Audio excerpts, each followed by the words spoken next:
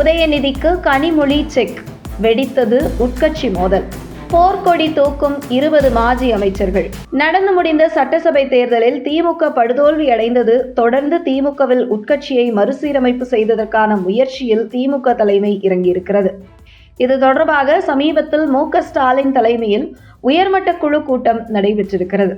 இந்த கூட்டத்தில் திமுகவின் முக்கிய தலைவர்கள் கலந்து கொண்டு ஆலோசனை நடத்தியிருக்கிறார்கள். இதில் திமுகவின் பொதுச் செயலாளர் துரைமுருகன், டி.ஆர். பாலு, கே.என். நேரு, ராசா, கனிமொழி மற்றும் மு.க.ஸ்டாலினின் மருமகன் சபரீசன் உட்பட பலரும் கலந்து கொண்டு வீழ்ந்து கிடக்கும் திமுகவை எப்படி தூக்கி நிறுத்துவது என்பது குறித்த ஆலோசனையில் ஈடுபட்டிருக்கிறார்கள். அப்போது இந்த கூட்டத்தில் தற்பொழுது தாவேக அரசிற்கு கடும் சவாலாக நாம் விளங்க வேண்டும் என்றால் அவர்கள் வானிலையே நாம் செல்ல வேண்டும். அந்த வகையில் கட்சியில் இருக்கும் மூத்த தலைவர்களுக்கு சற்று ஓய்வு கொடுத்து இளைஞர்களுக்கு வாய்ப்பளிக்க வேண்டும் என்ற பேச்சு அங்கே விவாத பொருளாக நடைபெற்றிருக்கிறது.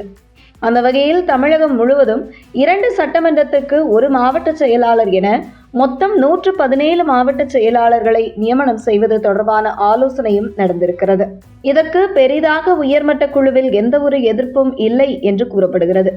ஆனால் மாவட்ட செயலாளராக 70 வயதை கடந்தவர்களுக்கு ஓய்வு கொடுக்க வேண்டும் என்று உயர்மட்ட குழுவில் பேசப்பட்ட போது, அப்படியென்றால் மாவட்ட செயலாளராக தற்பொழுது வரை இருக்கும் 70 வயதை கடந்த மூத்த தலைவர்களுக்கு மாநில அளவில் தலைமை பொறுப்பு கொடுக்க வேண்டும் என்ற கோரிக்கையும் வலுத்திருக்கிறது.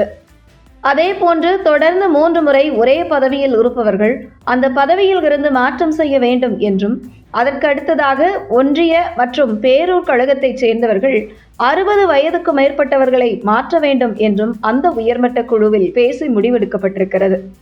இந்த நிலையில் விரைவில் திமுக அமைப்பு தேர்தலை நடத்தி அங்கே புது முகங்களுக்கு வாய்ப்பளிக்கும் வகையில், குறிப்பாக இளைஞர்களுக்கு வாய்ப்பளிக்கும் வகையில் பல மாற்றங்களை கொண்டு வர வேண்டும் என்ற பேச்சு விவாதமாக மாறியிருக்கிறது.